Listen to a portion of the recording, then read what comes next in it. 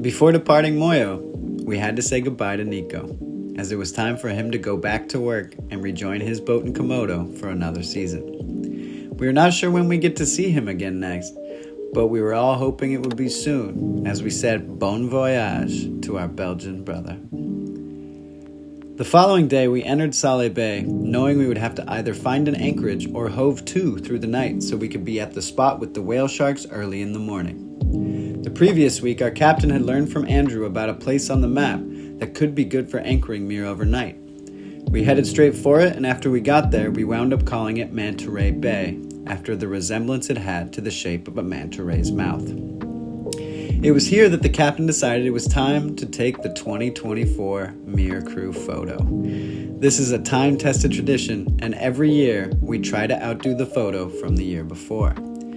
The idea for this year's photo was to take it on top of the platform the dolphin and his dad had made at the beginning of the year, way back in episode 1. Now, this was not such a simple endeavor and required several crew members to be inserted into climbing harnesses and winched up the mast.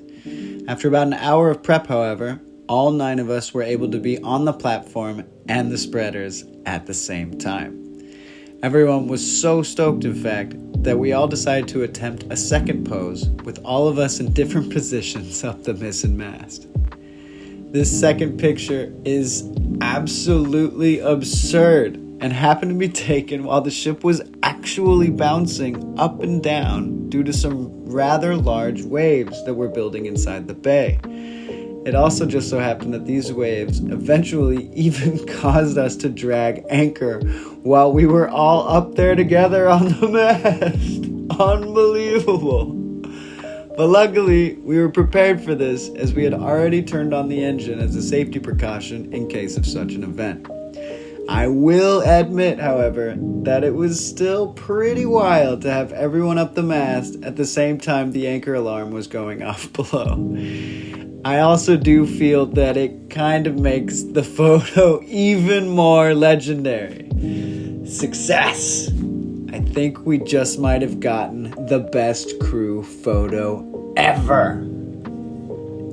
At 6 a.m. the next day, we got a call from Andrew giving us a location, and by 7:15, our team had entered the water with 2 adult whale sharks swimming around, mouths open wide, and bumping into some of us from time to time. After about 30 minutes of this, it was time to go, and we all prepared to exit the water and return to MIR.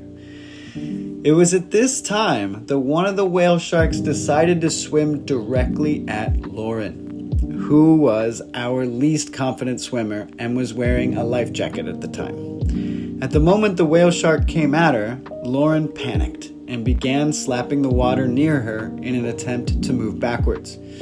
It was at this exact moment that a creature unknown to us all and hidden somewhere just below the surface of the water reacted and bit her directly on the hand. This shocked us all, and especially Lauren, who began to scream and swim as fast as she could towards the Zodiac.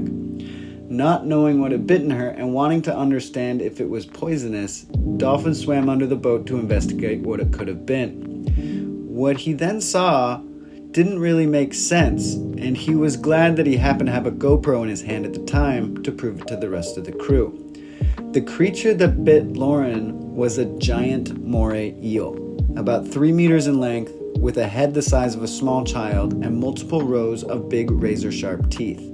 The puncture wound left on Lauren's hand was deep, and she was lucky that he wasn't trying to hurt her, but was rather just trying to protect himself. Moray eels are not known to attack people, and they are also not known to be swimming in deep waters such as these. After we were able to get Lauren back to MIR, our team performed first aid and immediately began motoring the ship to the nearest hospital. Luckily for Lauren, she wound up being just fine, as Lulu, Ava, and Yandi did such a good job sterilizing the wound that it never wound up needing stitches, and it also never got infected.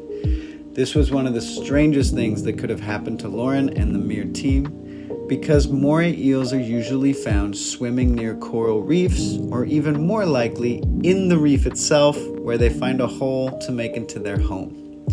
The ocean, however, is a mysterious place, and you never know what you might encounter. So don't panic, and always remember to bring a towel.